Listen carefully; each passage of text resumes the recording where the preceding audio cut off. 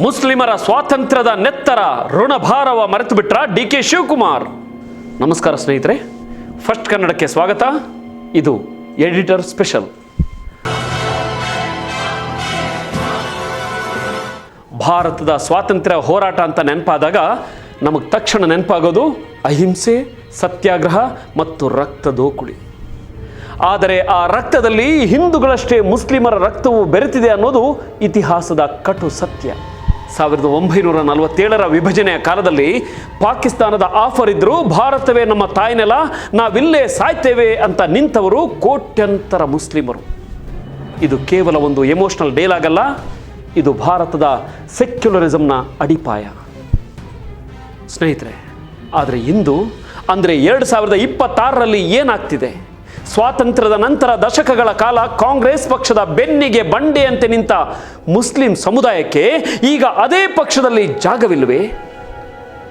April 2026ರ Davanagere ದಕ್ಷಿಣ ಉಪಚುನಾವಣೆಯಲ್ಲಿ ನಡೆದ high drama ಕರ್ನಾಟಕದ ರಾಜಕೀಯದಲ್ಲಿ ಇಂಥ ಒಂದು ದೊಡ್ಡ ಪ್ರಶ್ನೆಯನ್ನು ಎತ್ತಿದೆ.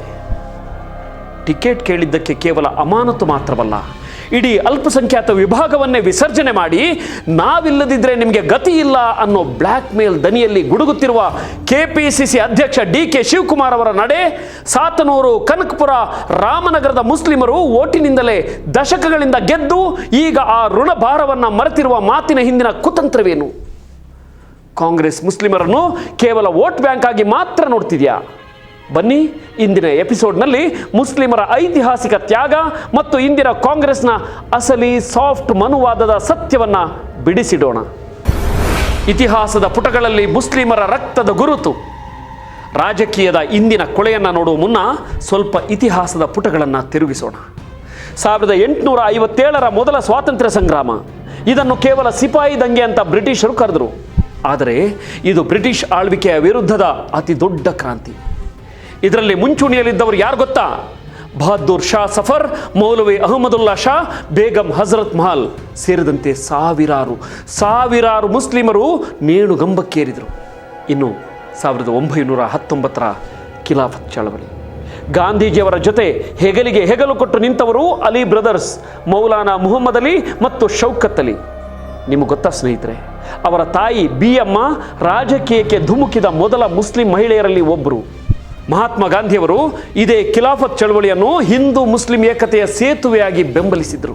ಸ್ವತಂತ್ರ ಭಾರತದ ಮೊದಲ ಶಿಕ್ಷಣ ಸಚಿವ ಮೌಲಾನಾ ಅಬುಲ್ ಕಲಾಂ ಆಜಾದ್ ಅಹಿಂಸೆಯ ಮೂಲಕ ವಾಯುವ್ಯ ಗಡಿಯಲ್ಲಿ ಬ್ರಿಟಿಷರನ್ನ ಬೆಚ್ಚಿ ಬೀಳಿಸಿದ ಫ್ರಂಟಿಯರ್ ಗಾಂಧಿ ಅಂದರೆ ಗಡಿನಾಡ ಗಾಂಧಿ ಖಾನ್ ಅಬ್ದುಲ್ ಗಫಾರ್ ಖಾನ್, ಕೇವಲ 27ನೇ ವಯಸ್ಸಿಗೆ ನೇಣಿಗೆ ಕೊರಳೊಡ್ಡಿದ ಅಶ್ಫಾಕುಲ್ಲಾ ಖಾನ್, ಇವರೆಲ್ಲರ ಕೊಡುಗೆಯನ್ನು ನಾವು ಮರೆಯಲು ಸಾಧ್ಯವೇ?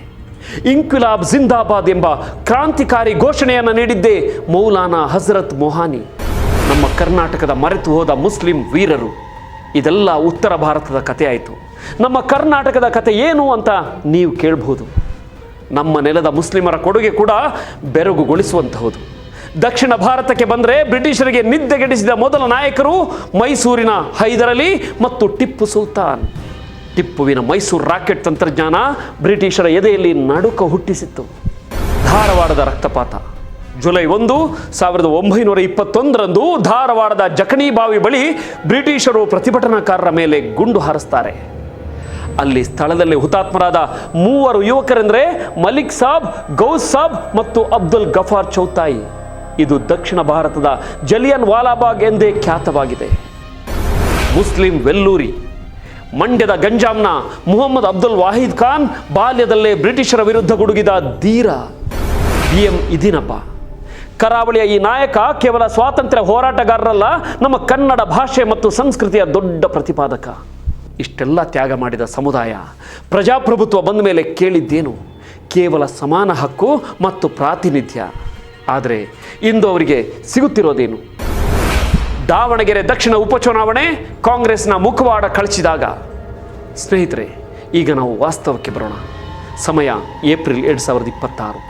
ದಾವಣಗೆರೆ ದಕ್ಷಿಣ ಕ್ಷೇತ್ರದ ಶಾಸಕರಾಗಿದ್ದ ಹಿರಿಯ ನಾಯಕ ಶಾಮನೂರು ಶಿವಶಂಕರಪ್ಪನವರ ನಿಧನದಿಂದ ಉಪಚುನಾವಣೆ ಎದುರಾಗುತ್ತೆ.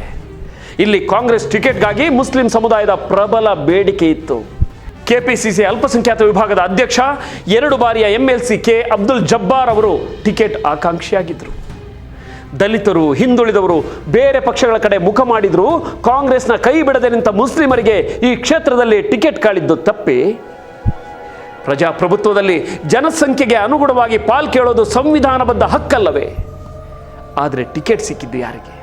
ಮತ್ತೆ ಅದೇ ಶಾಮನೂರು ಕುಟುಂಬದ ಕುಡಿ ಸಚಿವ ಎಸ್ ಮಲ್ಲಿಕಾರ್ಜುನ್ ಅವರ ಪುತ್ರ ಸಮರ್ಥ್ ಮಲ್ಲಿಕಾರ್ಜುನ್ಗೆ. ಕುಟುಂಬ ರಾಜಕಾರಣದ ಮುಂದೆ ಮುಸ್ಲಿಂ ಪ್ರಾತಿನಿಧ್ಯದ ಧ್ವನಿ ಅಡಗಿ ಹೋಯಿತು. ಇದರ ವಿರುದ್ಧ ಅಸಮಾಧಾನ ವ್ಯಕ್ತಪಡಿಸಿದ ಅಬ್ದುಲ್ ಜಬ್ಬಾರ್ ಅವರು ತಮ್ಮ ಅಲ್ಪಸಂಖ್ಯಾತ ಘಟಕದ ಅಧ್ಯಕ್ಷ ಸ್ಥಾನಕ್ಕೆ ರಾಜೀನಾಮೆ ನೀಡಿದರು. ಆದರೆ ಕೆಪಿಸಿಸಿ ಅಧ್ಯಕ್ಷ ಡಿ.ಕೆ. ಶಿವಕುಮಾರ್ ಅವರು ಮಾಡಿದ ಪ್ರತ್ಯಸ್ತ್ರ ಏನು ಗೊತ್ತಾ? ಕೇವಲ ರಾಜೀನಾಮೆ ಸ್ವೀಕರಿಸಿದ್ದಲ್ಲದೆ ಅಬ್ದುಲ್ ಜಬ್ಬಾರ್ ಅವರನ್ನ ಪಕ್ಷದ ಪ್ರಾಥಮಿಕ ಸದಸ್ಯತ್ವದಿಂದಲೇ ಅಮಾನತು ಮಾಡಿದರು. ಅಷ್ಟೇ ಅಲ್ಲ ಸ್ವಾಮಿ, ಇಡೀ ಅಲ್ಪಸಂಖ್ಯಾತ ವಿಭಾಗದ ಸಮಿತಿಗಳನ್ನೇ ವಿಸರ್ಜಿಸಿದರು. ಇತ್ತ ಸಿಎಂ ಸಿದ್ದರಾಮಯ್ಯನವರ ಆಪ್ತ ಕಾರ್ಯದರ್ಶಿ ನಜೀರ್ ಅಹಮದ್ ಅವರನ್ನು ಪಕ್ಷ ವಿರೋಧಿ ಚಟುವಟಿಕೆಯನ್ನು ಹಣೆಪಟ್ಟಿ ಕಟ್ಟಿ ಹುದ್ದೆಯಿಂದ ವಜಾ ಮಾಡಲಾಯಿತು. ಜಬ್ಬಾರ್ ಮತ್ತು ನಸೀರ್ ಇಬ್ಬರ ಮೇಲೂ ಚುನಾವಣೆಯಲ್ಲಿ ಸಹಕರಿಸಿಲ್ಲ ಅನ್ನೋ ಆರೋಪ ಹೊರಿಸಲಾಯಿತು. ಇಲ್ಲಿ ನಾವು ಒಂದು ಲಾಜಿಕ್ ಅರ್ಥ ಮಾಡ್ಕೋಬೇಕು. ಡಿ.ಕೆ. ಶಿವಕುಮಾರ್ ಬಂಡವಾಳಶಾಹಿ ಹಿನ್ನೆಲೆಯಿಂದ ಬಂದವರು. ಬಿಜೆಪಿಯನ್ನ ಡಿ.ಕೆ.ಶಿ ವಿರೋಧಿಸೋದು ಸೈದ್ಧಾಂತಿಕವಾಗಿನಾ ಅಥವಾ ಕೇವಲ ಚುನಾವಣೆಯ ತಂತ್ರವಾಗಿಯಾ ಅನ್ನೋ ಪ್ರಶ್ನೆ ರಾಜಕೀಯ ವಲಯದಲ್ಲಿದೆ. ಕಾಂಗ್ರೆಸ್ ಪಕ್ಷ ಮುಸ್ಲಿಮರಿಗೆ ಕೊಟ್ಟಷ್ಟು ಬೆಂಬಲ ಬೇರೆ ಯಾರೂ ಕೊಟ್ಟಿಲ್ಲ ಅಂತ ಹೇಳುವ ಮೂಲಕ ಇದೇ ಡಿ.ಕೆ.ಶಿ ನಾವು ಬಿಟ್ಟರೆ ನಿಮಗೆ ಬೇರೆ ದಾರಿ ಇಲ್ಲ ಅನ್ನೋ ಎಚ್ಚರಿಕೆ, ಅಂದರೆ ಒಂದು ರೀತಿಯ ಎಮೋಷನಲ್ ಬ್ಲ್ಯಾಕ್ ಮೇಲ್ ಮಾಡ್ತಿದ್ದಾರೆ. ಡಿ.ಕೆ. ಶಿವಕುಮಾರ್ ಅವರಿಗೆ ಇತಿಹಾಸದ ಅರಿವಿಲ್ವೇ ಅಥವಾ ಅದನ್ನು ಬೇಕೆಂದೇ ಮರೆತು ಬಿಟ್ರ? ಡಿ.ಕೆ. ಶಿವಕುಮಾರ್ ಅವರನ್ನ ವಿರೋಧಿಗಳು ಅಂಡರ್ ವರ್ಲ್ಡ್ ಡಾನ್ ಅಂತಾರೆ, ಕಡು ಭ್ರಷ್ಟ ಅಂತಾರೆ. ಅದಕ್ಕಾಗಿ 106 ದಿನ ಜೈಲು ವಾಸವನ್ನು ಅವರು ಅನುಭವಿಸಿದ್ದಾರೆ. ಕನಕಪುರದಲ್ಲಿ 10 ಕೊಲೆಗಳನ್ನು ಮಾಡಿದ್ದಾರೆ ಅಂತ ಆರೋಪಿಸ್ತಾರೆ. ಆದರೆ ಅವರು ಅಪ್ಪಟ ಕಾಂಗ್ರೆಸ್ಸಿಗ ಅಂತ ಈ ಮುಸ್ಲಿಮರು ಹೊತ್ತು ಮೆರೆಸಿದ್ದಾರೆ. ಎಂಥದ್ದೇ ಕಷ್ಟ ಬಂದರೂ ಪಕ್ಷದೊಂದಿಗೆ ನಿಂತ್ಕೊಂಡಿದ್ದಾರೆ ಅನ್ನೋ ಒಂದೇ ಕಾರಣಕ್ಕೆ ಮುಸ್ಲಿಮರು ಅವರನ್ನು ಕೊಂಡಾಡಿದ್ದಾರೆ. ಸಾತನೂರು, ಕನಕಪುರ, ರಾಮನಗರದ ಮುಸ್ಲಿಮರು ವೋಟ್ ಹಾಕಿ ಡಿ.ಕೆ.ಶಿಯನ್ನು ಗೆಲ್ಲಿಸಿ ತಮ್ಮ ಮನೆಯ ಮಗನೆಂದು ನೋಡಿಕೊಂಡಿದ್ದಾರೆ. ಇಂಥದ್ದೊಂದು ಸಮುದಾಯದ ಋಣವನ್ನು ಮರೆತು ಬಿಟ್ರ ಈ ಡಿ.ಕೆ. ಶಿವಕುಮಾರ್? ನಿಮ್ಮದೇ ಸಮುದಾಯ ನಂಬೋದಿಲ್ಲ ರೀ. ನಿಮ್ಮದೇ ಸಮುದಾಯ ನಿಮ್ಮ ತಮ್ಮನನ್ನು ಹೀನಾಯವಾಗಿ ಸೋಲಿಸಿಬಿಟ್ಟಿದ್ದಾರೆ. ಇಂದಿಗೂ ಮುಸ್ಲಿಮರು ನಿಮ್ಮ ಬೆನ್ನಿಗೆ ನಿಲ್ಲದೆ ಹೋದರೆ ನೀವು ಖಂಡಿತವಾಗಿಯೂ ಅಡ್ರೆಸ್ ಸಿಗಿಲ್ಲದ ರಾಜಕಾರಣಿಯಾಗಿ ಮರೆಯಾಗ್ತೀರಿ. ನಿಮ್ಮ ಹಣದಿಂದ, ದರ್ಪದಿಂದ ನಿಮಗೆ ಪಕ್ಷದ ವರಿಷ್ಠ ರಾಜ್ಯಾಧ್ಯಕ್ಷ ಸ್ಥಾನ ಸಿಕ್ಕಿರಬಹುದು. ನಾಳೆ ನೀವು ಮುಖ್ಯಮಂತ್ರಿ ಆಗಲೂಬಹುದು. ಅದು ನಿಮ್ಮ ಪ್ರಭಾವದಿಂದ, ಬಣ ರಾಜಕೀಯದಿಂದ ಅಷ್ಟೇ. ಆದರೆ ನಿಮ್ಮನ್ನು ದಶಕಗಳಿಂದ ಗೆಲ್ಲಿಸ್ತಿರೋದು ಯಾರು? ಇದೇ ಸಾತನೂರು, ಕನಕಪುರ, ರಾಮನಗರದ ಮುಸ್ಲಿಮರು. ಹಿಂದಣ ಹೆಜ್ಜೆಯನ್ನು ಮರೆತ ಯಾರೂ ಕೂಡ ಉಳಿದಿರುವ ಇತಿಹಾಸವಿಲ್ಲ. ಮರಿಬೇಡಿ ಡಿ.ಕೆ.ಶಿ. ಗೆಳೆಯರೇ, ಇಷ್ಟರ ಮೇಲೂ ಇದೆಲ್ಲದರ ಹಿಂದೆ ಇರೋದು ಸಿದ್ದರಾಮಯ್ಯ ಮತ್ತು ಡಿ.ಕೆ. ಶಿವಕುಮಾರ್ ನಡುವಿನ ಕುರ್ಚಿ ಕಾದಾಟ. ಸಿಎಂ ಆಪ್ತ ಬಳಗದಲ್ಲಿರುವ ಇದೇ ಜಬ್ಬಾರ್, ನಸೀರ್ ಅಹಮದ್ ಮತ್ತು ಜಮೀರ್ ಅಹಮದ್ ಖಾನ್ ಅವರನ್ನ ಟಾರ್ಗೆಟ್ ಮಾಡುವ ಮೂಲಕ ಇದು ಕೇವಲ ಶಿಸ್ತಿನ ಕ್ರಮವಾಗಿರದೆ ಆಂತರಿಕ ರಾಜಕೀಯದ ಚದುರಂಗದಾಟ ಅನ್ನೋದು ಸ್ಪಷ್ಟವಾಗುತ್ತೆ. ಈ ನಾಯಕರ ಕಾದಾಟದಲ್ಲಿ ಬಲಿಯಾಗ್ತಿರೋದು ಮಾತ್ರ ಮುಸ್ಲಿಂ ಸಮುದಾಯ. ಇದು ಸಾಫ್ಟ್ ಹಿಂದುತ್ವದ ಮುನ್ಸೂಚನೆಯೇ. ರಾಷ್ಟ್ರ ಮಟ್ಟದಲ್ಲಿ ರಾಹುಲ್ ಗಾಂಧಿ ಅವರು ಜಿತ್ನಿ ಆಬಾದಿ ಉತ್ನಾ ಹಕ್, ಜನಸಂಖ್ಯೆಗೆ ತಕ್ಕಂತೆ ಪಾಲು ಅಂತ ಕಹಳೆಯನ್ನ ಆಗಾಗ್ಗೆ ಮೊಳಗಿಸ್ತಲೇ ಇರ್ತಾರೆ. ಸಂವಿಧಾನ ಉಳಿಸುವ ಬಗ್ಗೆ ಸಿಕ್ಕಾಪಟ್ಟೆ ಮಾತಾಡ್ತಾರೆ. ಆದರೆ ಕರ್ನಾಟಕದಲ್ಲಿ ಮಾತ್ರ ಮುಸ್ಲಿಮರು ಟಿಕೆಟ್ ಕೇಳಿದ್ದನ್ನ ಅದು ಅವರ ಹಕ್ಕು, ಅದು ಅವರ ಅಸ್ಮಿತೆ ಅನ್ನೋದನ್ನ ಮರೆತು ಬಿಟ್ರ. ಅದೆಲ್ಲ ಇರಲಿ, ಇಲ್ಲಿ ಮುಸ್ಲಿಮರನ್ನ ಸೈಡ್ ಲೈನ್ ಮಾಡಲಾಗ್ತಿದೆ ಅನ್ನೋ ವಿಷಯವಾದರೂ ಗೊತ್ತಾ ರಾಹುಲ್ ಗಾಂಧಿಗೆ? ಜೆಡಿಎಸ್ನಿಂದ ಉಚ್ಚಾಟನೆಗೊಂಡು ಕಾಂಗ್ರೆಸ್ಗೆ ಬಂದ ಸಿದ್ದರಾಮಯ್ಯನವರನ್ನ 2 ಬಾರಿ ಮುಖ್ಯಮಂತ್ರಿ ಮಾಡಲು ಬೆನ್ನೆಲುಬಾಗಿ ನಿಂತ ಸಮುದಾಯವನ್ನೇ ಇಂದು ಪಕ್ಷದ ಶಿಸ್ತು ಅನ್ನೋ ನೆಪದಲ್ಲಿ ಬಲಿಪಶು ಮಾಡಲಾಗ್ತಿದೆ. ಇದನ್ನು ಬಹುಶಃ ಸಿದ್ದರಾಮಯ್ಯ ಮರೆತು ಬಿಟ್ಟಿದ್ದಾರೆ ಅನ್ಸುತ್ತೆ. ಶಾದಿ ಭಾಗ್ಯ, ಗ್ಯಾರಂಟಿ ಯೋಜನೆಗಳನ್ನು ಕೊಟ್ಟು ಅವರ ಋಣ ತೀರಿಸಿದ್ದೇನೆಂಬ ಭ್ರಮೆಯಲ್ಲಿ ಇದ್ದಾರೇನೋ ಗೊತ್ತಿಲ್ಲ. ಒಟ್ಟಿನಲ್ಲಿ ವಿಶ್ವೇಶ್ವರ ಭಟ್ಟನ ಜತೆಗೆ ಆರಾಮಾಗಿದ್ದಾರೆ ಸಿದ್ದರಾಮಯ್ಯ. ಜೆಸಿಬಿಯೇತರ ಪಕ್ಷಗಳು ಆಗಾಗ್ಗೆ ಆರೋಪ ಮಾಡ್ತಿದ್ದಂತೆ ಇದು ಕಾಂಗ್ರೆಸ್ನ ಸಾಫ್ಟ್ ಹಿಂದುತ್ವದ ತಂತ್ರವೇ? ಬಿಜೆಪಿಗೆ ಪರ್ಯಾಯ ಶಕ್ತಿಯಾಗಿ ಬೆಳೆಯುವ ಹುಕಿಯಲ್ಲಿ ಅಥವಾ ತಾತುರದಲ್ಲಿ ಹಿಂದೂ ವೋಟ್ ಬ್ಯಾಂಕ್ ಅನ್ನ ಒಲಿಸಿಕೊಳ್ಳಲು ಮುಸ್ಲಿಂ ನಾಯಕರನ್ನ ತುಳಿಯುವ ತಂತ್ರಗಾರಿಕೆಯೇ? ಖಂಡಿತವಾಗಿಯೂ ಈ ಪ್ರಶ್ನೆಗಳು ಇಂದಿನ ಯುವಕರ ಮನಸ್ಸಿನಲ್ಲಿ ಮೂಡುತ್ತಿವೆ.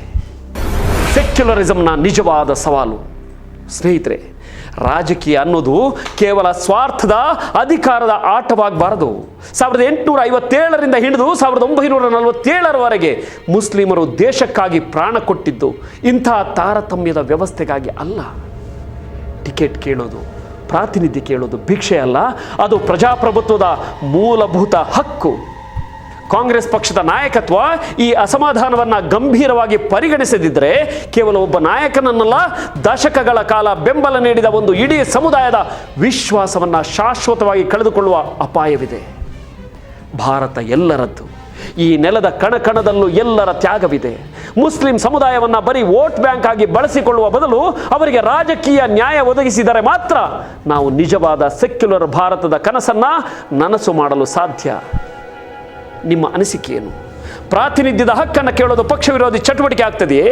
ಕಮೆಂಟ್ ಸೆಕ್ಷನ್ನಲ್ಲಿ ನಿಮ್ಮ ಅಭಿಪ್ರಾಯ ತಿಳಿಸಿ. ಈ ವಿಡಿಯೋ ಇಷ್ಟವಾಗಿದ್ದರೆ ಲೈಕ್ ಮಾಡಿ, ಸತ್ಯವನ್ನು ಎಲ್ಲರಿಗೂ ತಲುಪಿಸಲು ಶೇರ್ ಮಾಡಿ. ಯಾಕಂದರೆ ಇದು ಕೇವಲ ಮುಸ್ಲಿಂ ಸಮುದಾಯದ ಪ್ರಶ್ನೆಯಲ್ಲ, ಬದಲಾದ ಸನ್ನಿವೇಶದಲ್ಲಿ ಭಾರತದಲ್ಲಿ ಸೆಕ್ಯುಲರಿಸಮ್ ಅನ್ನು ಉಳಿಸಲೇಬೇಕಾದ ಅನಿವಾರ್ಯತೆಯ ಚಳುವಳಿ ಇದು. ನೋಡ್ತಾ ಇರಿ ಫಸ್ಟ್ ಕನ್ನಡ. ಆಗೋದಲ್ಲ ಒಳ್ಳೆಯದಕ್ಕೆ. ನಮಸ್ಕಾರ. ಜೈ ಹಿಂದ್, ಜೈ ಕರ್ನಾಟಕ.